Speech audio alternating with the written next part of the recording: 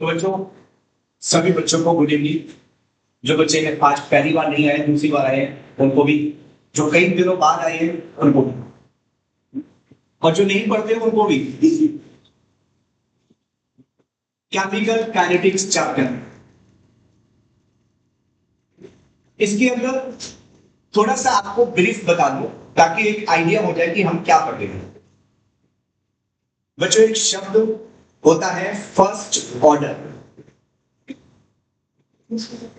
एक शब्द होता है फर्स्ट ऑर्डर। फर्स्ट ऑर्डर के अलावा zero order, second order, third order, ऐसे वो कई सारे वर्ड यूज करेगा और पेपर में आपको देगा कि वो कौन से ऑर्डर की बात कर रहा है। फिलहाल ये चैप्टर हमारा 90% न्यूमेरिकल इस चैप्टर में 12th क्लास में फर्स्ट ऑर्डर पे ही है। जीरो ऑर्डर में एक आखिरी क्वेश्चन है। फर्स्ट ऑर्डर में आप एक फॉर्मूला लिखते हैं टाइम। टी शब्द का मतलब है टाइम। 2.303 बाई के इंटू में लॉग रिएक्टेंट के मॉलिक्यूल की कंसंट्रेशन डिवाइडेड बाय रिएक्टेंट के मॉलिक्यूल की फाइनल कंसंट्रेशन। आर नॉट का मतलब है इनिशियल कंसंट्रेशन और आर टी का मतलब है फाइनल कंसंट्रेशन और के का मतलब है रेट कांस्टेंट और टी टाइम। टाइम का मतलब है आर नॉट से आर टी तक आने में कितना समय लग रहा है। आर नॉट से आर टी तक आने में जो समय लग रहा है। और एक और फॉर्मूला होता है, उसे कहते हैं टी हाफ। इसको टी हाफ की जगह ऐसे भी लिख देते हैं टी 50%। टी हाफ लिखा जाए या टी 50% लिखा जाए, इसका मतलब होता है हाफ लाइफ। हाफ लाइफ यानी आधा होने में कितना समय लगेगा। हाफ लाइफ का मतलब है कि अगर हम 100 से शुरू करते हैं, हमारे पास स्टार्टिंग में 100 ग्राम रिएक्टेंट था और रिएक्टेंट धीरे धीरे कम होता जाता है, तो कुछ देर बाद रिएक्टेंट 50 ग्राम बचेगा। तो 100 ग्राम से 50 ग्राम तक आने में जो समय लगा होगा उस समय का नाम है हाफ लाइफ। हाफ लाइफ का मतलब समझ में आ रहा है? आधा होने में जो समय लगेगा उस समय को हाफ लाइफ कहा जाएगा। फर्स्ट ऑर्डर में हाफ लाइफ का फॉर्मूला होता है 0.693 डिवाइडेड बाय के। ये फर्स्ट ऑर्डर में हाफ लाइफ का फॉर्मूला है। तो जो बच्चे आज काफी दिनों बाद आए वो बच्चे ये दो फॉर्मूले जरा ध्यान से समझे, है ना। टी का मतलब क्या है? टाइम। के का मतलब रेट कांस्टेंट। आर नॉट का मतलब स्टार्टिंग कंसंट्रेशन। आर टी का मतलब फाइनल कंसंट्रेशन और टी हाफ का मतलब है आधा होने में जो समय लग रहा है। ठीक है, तुक्का ही सोना नहीं है। एंड के का मतलब है रेट कांस्टेंट। ये हमारे दो तीन फॉर्मूले पे ध्यान देना। मैंने क्वेश्चन क्या दिया? मेरा क्वेश्चन क्या है? मैंने कहा कि फर्स्ट ऑर्डर काइनेटिक्स में T 75% और T 50% की आपको रेशियो बतानी है। ये सवाल है और इस क्वेश्चन का आंसर मैक्सिमम बच्चों को याद होता है। अगर आप 12th क्लास के हैं और आपको इसका आंसर याद नहीं है बोर्ड के पेपर में, इसका मतलब तुम कुछ भी पढ़ के नहीं आए हो। एक एक बच्चों को याद होता है, जो फेल भी हो जाता है उसको भी याद होता है यार इसका आंसर क्या है। तो इसका आंसर आज आप पहली बार समझ रहे हैं, लेकिन इसका आंसर याद कर लेना। सबसे पहले आप 75% की इक्वेशन बनाओ। T 75%, इसका मतलब है कि रिएक्टेंट को 75% कंज्यूम होने में कितना समय लगता है। क्या बताया मैंने? T 75% का मतलब रिएक्टेंट को 75% कंज्यूम होने में कितना समय लग रहा है, मतलब 2.303 बाई के। ये 2.303 बाई के एज इट इज है।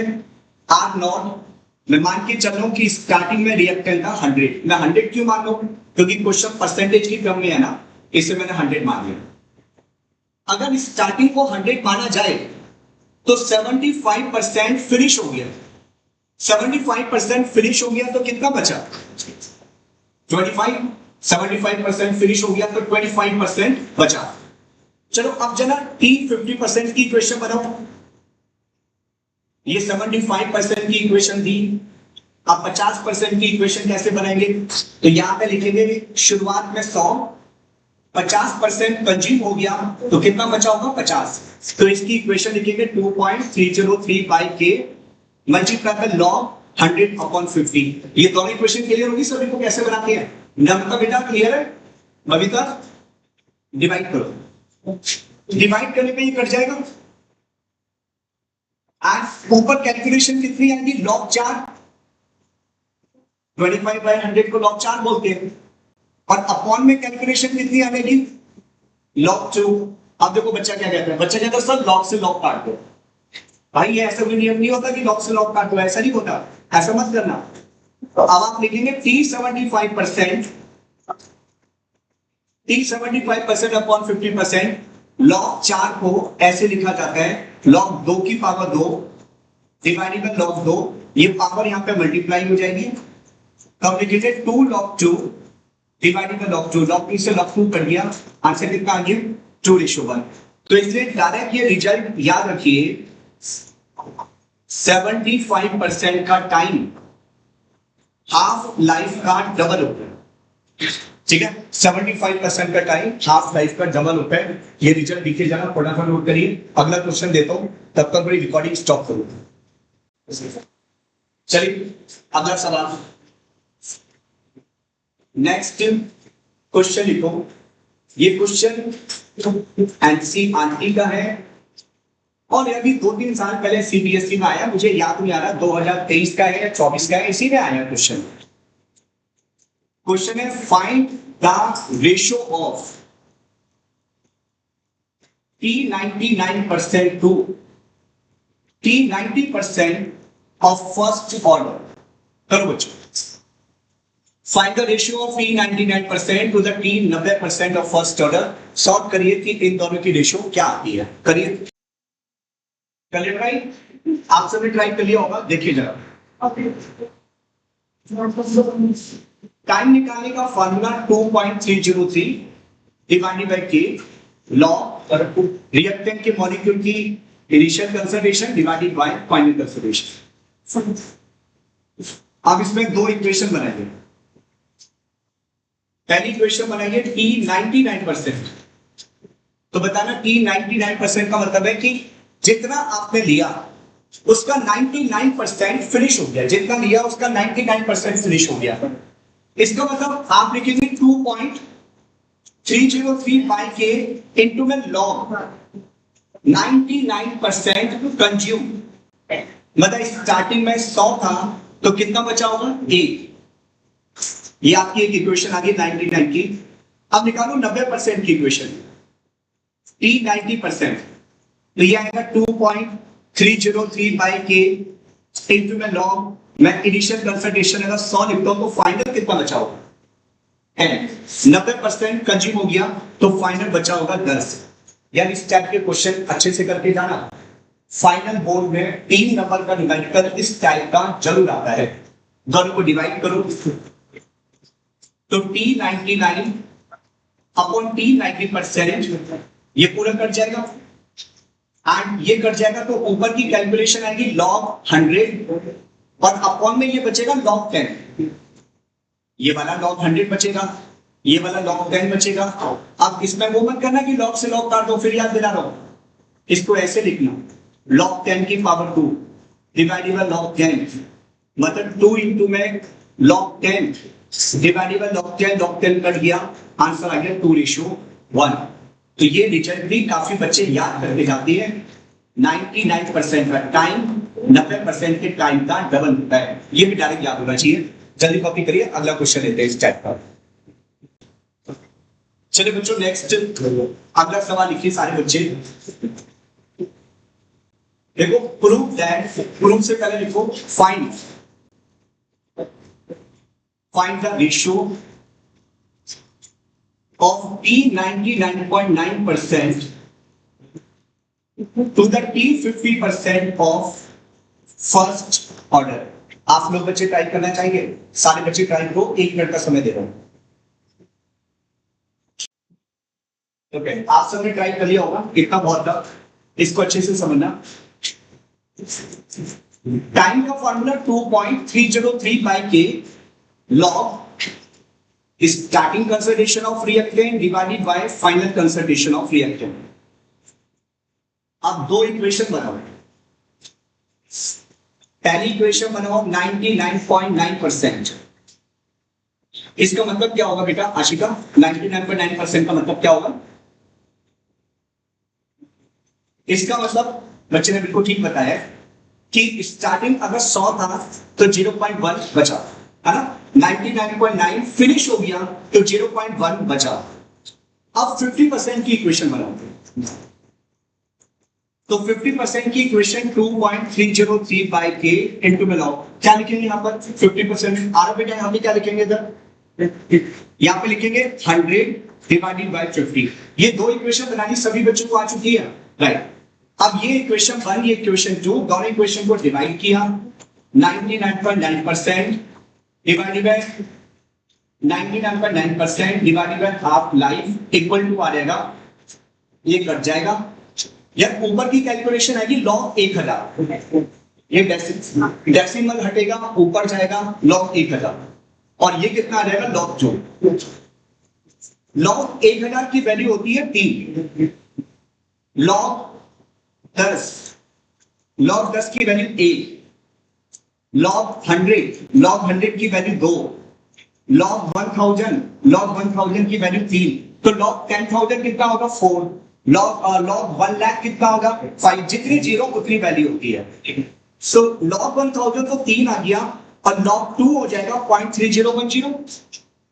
ये डेसिमल हटा के ऊपर ले जाओ तो ये आएगा 30,000 डिवाइडेड बाय 3010। अब इसको सॉल्व करके करीब करीब 10 के आसपास आएगा, क्योंकि ऊपर है 30,000 और नीचे है 3,000, अप्रोक्सीमेटली 10 आएगा। एग्जैक्ट वैल्यू आती है 9.96। 9.96 को अप्रोक्सीमेटली 10 मान लीजिए, अप्रोक्सीमेटली, ठीक है? तो T 99.9% करीब करीब हाफ लाइफ का 10 गुना होता है। ये वाला रिजल्ट भी बच्चों आप याद रखना, ये ऑब्जेक्टिव फॉर्म में डायरेक्ट आ जाता है। एक ना पहले पेपर होता था डीसी के नाम से, DCE, Delhi college of engineering के नाम से। आप दिल्ली कॉलेज ऑफ इंजीनियरिंग वो जो कॉलेज है उसे डीक्यू के नाम से दुनिया जानती है। उसके पेपर में 2010 में आया था क्वेश्चन, 2009 में, सॉरी 2009 के पेपर में क्वेश्चन था कि फर्स्ट ऑर्डर में 99.9% हाफ लाइफ का कितने टाइम्स होता है? आंसर 10 टाइम्स होता है। चलिए आगे बढ़ते हैं, अगला सवाल लिखते हैं, जल्दी से लिख लीजिएगा। क्लियर बच्चों, समय लिख लिया, लिख रहा है अभी? वो सबसे पीछे वाली लास्ट लड़की आपने लिख लिया बेटा? ओके, फिर नेक्स्ट आगे बढ़ो, लिखो अगला सवाल। Prove that a reaction of first order kinetics. Prove that a reaction of first order kinetics can never occur for 100% completion. Prove that a reaction of first order kinetics can never occur for 100% completion. आप इस question को जरा समझना, ये भी एक अच्छा question है। जब ये चैप्टर मैंने स्टार्ट किया था तो मैंने बोला था कि कोई भी फर्स्ट ऑर्डर की रिएक्शन कभी कंप्लीट नहीं होती। वो मैंने बात बताई थी हिरोशिमा नागासाकी, ऐसे बताया था आपको, बताया था ना कि हिरोशिमा नागासाकी में अमेरिका वालों ने बॉम्ब ब्लास्ट किया था और कहते हैं कि उसकी जो रेडिएशन का इफेक्ट है वो आज भी वहां पर है। वहां पे रेडिएशन का इफेक्ट आज भी क्यों है? क्योंकि रेडियो एक्टिव मटेरियल कभी खत्म नहीं होता। रेडियो एक्टिव मटेरियल धीरे धीरे कम होता चले जाता है, लेकिन उसको फिनिश होने में हम कहते हैं इनफाइनाइट समय लगता है, मतलब हम उसको नॉट डिफाइंड मान के चलते हैं। फर्स्ट ऑर्डर की रिएक्शन कभी कंप्लीट नहीं होती है, तो आपको प्रूफ करना है कि फर्स्ट ऑर्डर की रिएक्शन है ये कंप्लीट नहीं होगी। मतलब आप फर्स्ट ऑर्डर में 100% कंप्लीशन का समय निकालो कि 100% कंप्लीट होने में कितना समय लगेगा, ठीक है? निकाली जरूर। अगर कोई इस बच्चे के क्या आंसर बताया? 0। वाह, फर्स्ट ऑर्डर की रिएक्शन के होने का समय 0। देखिए time t equal to 2.303 by k log initial concentration divided by final concentration. अगर मैं कहता हूं 100% कंप्लीट होने का समय बताओ, कोई रिएक्शन 100% कंप्लीट हो गई तो इसका मतलब फाइनली रिएक्टेंट कितना बचा होगा? फाइनली रिएक्टेंट 0 बचा होगा ना। तो आप लिखेंगे 2.303 बाई के इनटू में लॉग 100/0। वैसे तो 1/0 को नॉट डिफाइन बोला जाता है, लेकिन हम लोग इंफिनिटी मान लेते हैं उस चीज को। तो हम कहते हैं कि time of 100% will be infinite. That's mean कि 100% कंप्लीट होने का जो समय है वो इनफाइनाइट है। मतलब फर्स्ट ऑर्डर की रिएक्शन चलती रहती है, वो कभी खत्म नहीं होगी।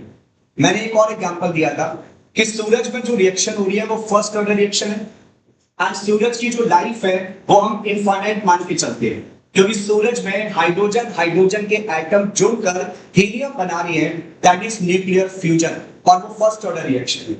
राइट, तो कोई भी फर्स्ट ऑर्डर रिएक्शन के कंप्लीट होने का समय इनफाइनाइट है। अब अगर फर्स्ट ऑर्डर की रिएक्शन कंप्लीट नहीं हो रही तो ये तो बड़ी इलॉजिकल बात नहीं होगी कि रिएक्शन कभी कंप्लीट ही नहीं होगी। भाई कुछ तो समय होगा उसके कंप्लीट होने का। ऐसा थोड़ी ना कि कोई रिएक्शन शुरू करी है तो कभी खत्म ही नहीं होगी, दुनिया ने पड़ जाएगी पर रिएक्शन नहीं होगी, ऐसे कैसे हो सकता है? कुछ तो कंप्लीट होने का समय होना चाहिए। तो हम फर्स्ट ऑर्डर रिएक्शन में एक अप्रोक्सीमेट टाइम मान के चलते हैं कंप्लीशन का, और वो अप्रोक्सीमेट टाइम ये होता है, ये जो T 99.9% है, हम इसे एक अप्रोक्सीमेट टाइम मान लेते हैं। यानी हम कह सकते हैं फर्स्ट ऑर्डर की रिएक्शन को होने में अप्रोक्सीमेटली कितना समय लगता है? हाफ लाइफ का 10 गुना। तो ये सेंटेंस आप सबको याद होना चाहिए। लिखिए, सेंटेंस लिख लीजिए, नोट करके सेंटेंस लिखिए। Note, the approximate time of completion of first order reaction, approximate time of completion of first order reaction is 10 times of half life। किसी फर्स्ट ऑर्डर के रिएक्शन के कंप्लीट होने का जो अप्रोक्सीमेट टाइम होता है वो हाफ लाइफ का 10 गुना होता है। देखिए जरा आगे बढ़ते हैं अगले टाइप के क्वेश्चंस पे। हमने अभी तक सारे क्वेश्चन कंसंट्रेशन वाले किए, अब जरा प्रेशर वाले क्वेश्चन करते हैं। तो देखो, time and pressure relation, time and pressure relation. अब जो न्यूमेरिकल करेंगे वो टाइम और प्रेशर वाली करेंगे। तो पहले थोड़ा सा मीनिंग समझ लेते हैं। बच्चों मान लो कोई रिएक्शन है जिसमें मॉलिक्यूल ए से मॉलिक्यूल बी का फॉर्मेशन होगा। मॉलिक्यूल ए गैस की फॉर्म में, मॉलिक्यूल बी गैस की फॉर्म में, बोथ आर गैस। अब ये जो टाइम और प्रेशर वाली बात कर रहे हैं ये सिर्फ गैस के लिए एप्लीकेबल है। अब स्टार्टिंग में इसके कारण तो कोई प्रेशर लगेगा नहीं, शुरुआत में प्रोडक्ट तो होता नहीं है, शुरुआत में तो सिर्फ रिएक्टेंट होता है। तो जो भी प्रेशर स्टार्टिंग में लग रहा होगा वो सारा का सारा प्रेशर किसके कारण लग रहा होगा? ए के कारण। इसे मैंने कहा पी नॉट ए। नॉट का मतलब होता है इनिशियल, मतलब pressure of A in the starting. अब धीरे धीरे ए का जो प्रेशर है वो कम होता रहेगा और बी का प्रेशर बढ़ता जाएगा। आपने फॉर्मूला कभी सुना होगा पीवी इक्वल टू एनआरटी। इस फॉर्मूले को आइडियल गैस इक्वेशन कहते हैं। एन का मतलब होता है नंबर ऑफ मोल, टी का मतलब होता है टेम्परेचर, टी का मतलब प्रेशर और वी का मतलब वॉल्यूम। क्या यहां से हम ये लिख सकते हैं P is equal to n upon V into R T? लिख सकते हैं।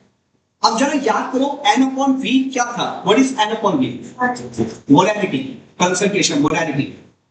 तो आप इसको ऐसे करके लिख सकते हैं कि कंसंट्रेशन इंटू में आर टी। ये जो आर होता है ये यूनिवर्सल गैस कांस्टेंट होता है, आर की वैल्यू फिक्स होती है। मतलब जिसका प्रेशर निकालना है उसकी कंसंट्रेशन को आर टी से मल्टीप्लाई कर दो। अगर मुझे निकालना है मॉलिक्यूल ए का इनिशियल प्रेशर तो मैं लिखूंगा मॉलिक्यूल ए की initial concentration into R T.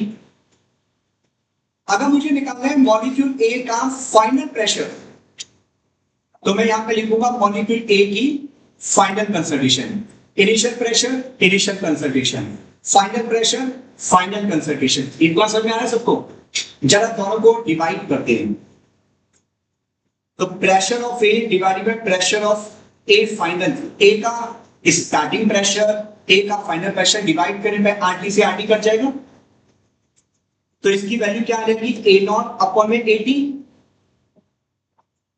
अब हमारा फॉर्मूला क्या था टाइम निकालने का 2.303 बाई के इंटू में लॉन्ग रिएक्टेंट के मॉलिक्यूल की initial concentration divided bye reactant के मॉलिक्यूल की फाइनल कंसंट्रेशन। क्या आप यहां पे प्रेशर लिख सकते हो कंसंट्रेशन की जगह? तो हमारा फॉर्मूला क्या बनेगा time equal to 2.303 by k into में लॉन्ग मॉलिक्यूल ए का initial pressure divided by molecule A का फाइनल प्रेशर। क्लियर बच्चों? अब हमें इसके ऊपर न्यूमेरिकल करनी है। अब हम कंसंट्रेशन की जगह प्रेशर के ऊपर न्यूमेरिकल करेंगे। थोड़ा सा जल्दी लिखिए, 2 क्वेश्चन कराता हूं इसके ऊपर। आपको जहां समझ में आए बच्चों प्लीज वही टोक के कहना। बिल्कुल सर समझ में नहीं आया, थोड़ा मुश्किल लेवल का क्वेश्चन है ना, वो समझ करना पापा मुश्किल नहीं करें। टाइम इक्वल टू 2.303 बाय के एंड लॉग क्या लिखना होता है? रिएक्टेंट का इनिशियल प्रेशर अपॉन रिएक्टेंट का फाइनल प्रेशर। इसमें रिएक्टेंट कौन है? N2O5। तो मैं लिखूंगा N2O5 का initial pressure divided bye N2O5 का फाइनल प्रेशर। अब मुझे K निकालना है। इसमें टाइम कितना हो जाएगा? 0 से लेकर 100 तक आप आ रही है, तो आपने यहाँ टाइम की जगह लेना है 100। टाइम की जगह आपने 100 लेना है और यूनिट है मिनट। जी, इतनी बात क्लियर है? अब बस ये पता करते हैं कि इस रिएक्टेंट का इनिशियल और फाइनल प्रेशर कितना है। तो मेन बात यहां पे जो समझा रहा हूं उसको अच्छे से सुनते जाना। देखिए बच्चों, N2O5 गैस की फॉर्म में, इससे बना N2O4 gas plus oxygen O2 gas. जब आपने रिएक्शन को शुरू किया तो कभी भी स्टार्टिंग में प्रोडक्ट नहीं होता, प्रोडक्ट थोड़ी देर बाद बनता है। प्रोडक्ट स्टार्टिंग में कितना होता है? 0। तो गार्गी बेटा इन दोनों की वैल्यू 0 0 होगी शुरुआत में। इसका मतलब स्टार्टिंग में जितना भी प्रेशर लग रहा है बेटा द्वितीया, वो सारा का सारा प्रेशर किसके कारण लग रहा होगा? इसके कारण लग रहा होगा, स्टार्टिंग के अंदर प्रेशर होगा। तो स्टार्टिंग में N2O5 का प्रेशर है 0.5, क्योंकि ये ना आपको टोटल प्रेशर दिया है। टोटल का मतलब इन तीनों का सम, इन दोनों का प्रेशर 0 है, तो सारा का सारा प्रेशर इसके कारण लग रहा है। अब धीरे धीरे टाइम बढ़ता गया और टाइम हो गया 100। तो N2O5 का प्रेशर कम होता जाएगा या बढ़ता जाएगा? कम होता जाएगा। मान लेते हैं कि इसका प्रेशर X एटमॉस्फेयर से डिक्रीज हो गया। इसको X मत मान, यहां पे 2 लिखा है तो 2x मान लेना। अगर यहां पे 3 लिखा है तो 3x मान लेना, 4 लिखा है तो 4x लेट कर लेना, कैलकुलेशन आसान होता है। शुरुआत में प्रेशर कितना था? 0.5। 0.5 में से कितना कम हो गया? 2x कम हो गया।